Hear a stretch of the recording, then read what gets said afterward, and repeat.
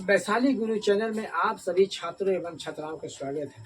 मैं वैशाली गुरु चैनल में आर.एस. अग्रवाल साधारण ब्याज, जिसको अंग्रेजी में हम सिंपल इंटरेस्ट बोलते हैं, हम सबसे पहले आप लोगों को सिंपल इंटरेस्ट यानी साधारण ब्याज का कुछ जो चिन्ह होगा, संकेत होगा, वो हम आपको समझाएंगे, जो गौर से आप समझेंगे। अब देखेंगे, हम सबसे पहले मूलधन लिखते हैं। तो मूलधन को अंग्रेजी में प्रिंसिपल होता है, जिसे हम पी से सूचित किया जाता है। तो देखोगे, इसको हम प्रिंसिपल लिखेंगे, प्रिंसिपल। प्रिंसिपल का मतलब होता है मूलधन, ठीक है ना। अब देखेंगे मूलधन, अब देखेंगे यहाँ पर हम दर लिखेंगे। तो दर को हम आर से सूचित करते हैं, जिसे अंग्रेजी में रेट बोलते हैं, RATE। अब देखेंगे, अब होता है समय। समय को हम टाइम बोलते हैं, जिसे टी से सूचित किया जाता है, एक टाइम हो जाएगा, ठीक है ना। अब देखेंगे मिश्र धन को हम ए से सूचित करते हैं, जिसे अंग्रेजी में पूरा नाम अमाउंट बोलते हैं, ठीक है ना, हो गया। अब देखते रहेंगे, हम चक्रवृद्धि ब्याज बोलते हैं, चक्रवृद्धि ब्याज को देखेंगे, अंग्रेजी में हम CI से सूचित करते हैं, जिसे अंग्रेजी में बोलते हैं इसे कंपाउंड, इसको बोलते हैं अंग्रेजी में कंपाउंड, POUND, कंपाउंड इंटरेस्ट,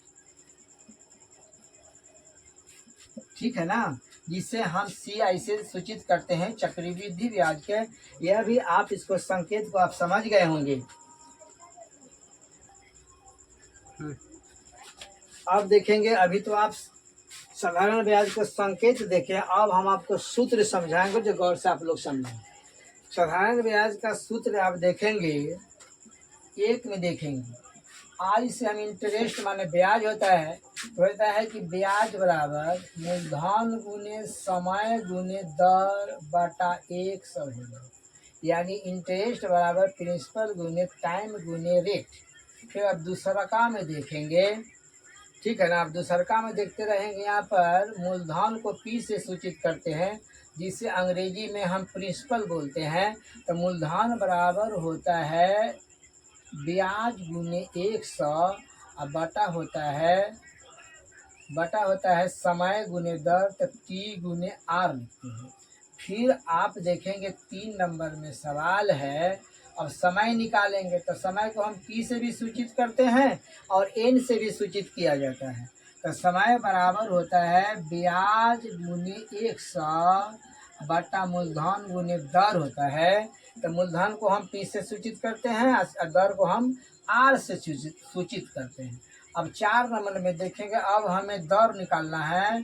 करिए आर बराबर, दर बराबर होता है ब्याज गुने 100 बटा समय गुने मूलधन गुने समय बनता। अब यहाँ पर आप देखेंगे 5 नंबर में आप देखेंगे, 5 नंबर में सवाल होगा, अमाउंट मान होता है मिश्र धन, ठीक है ना। तो अमाउंट के मूलधन में अगर इंटरेस्ट जोड़ देंगे तो अमाउंट निकल जाएगा, ठीक है ना। और फिर देखेंगे अमाउंट का एक और फॉर्मूला आता है, मिश्रधन बराबर होता है मूलधन इंटू 1 प्लस आर बटा 100 पावर टी या एन लिख सकते हैं।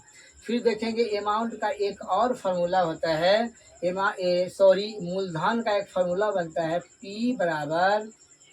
P बराबर अमाउंट गुने 100 बटा हो जाएगा 100 प्लस समय गुने दर, ठीक है ना। यह भी सवाल का जवाब यानी फार्मूला आप लोगों को समझ में आ गया होगा।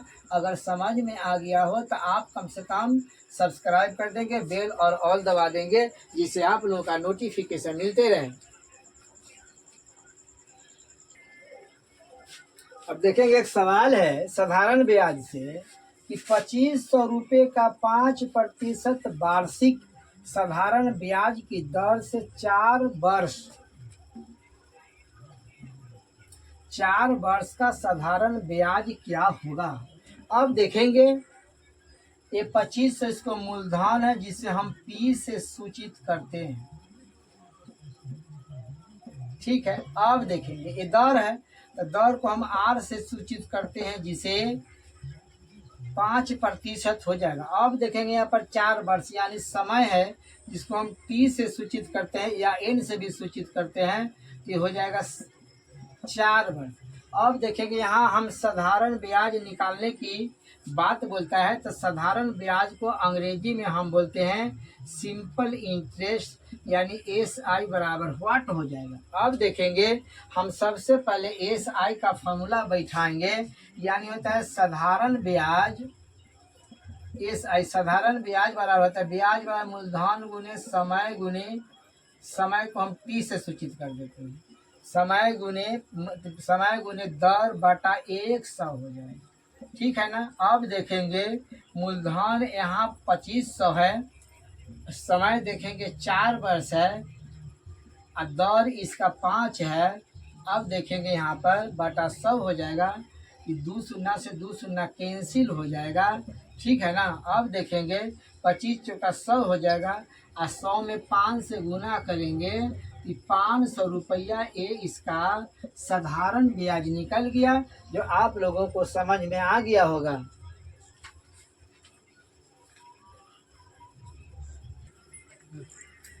अब देखेंगे सवाल 2 है कि 1400 रुपये का 6% वार्षिक साधारण ब्याज की दर से 2.1/2 वर्ष का साधारण ब्याज क्या होगा।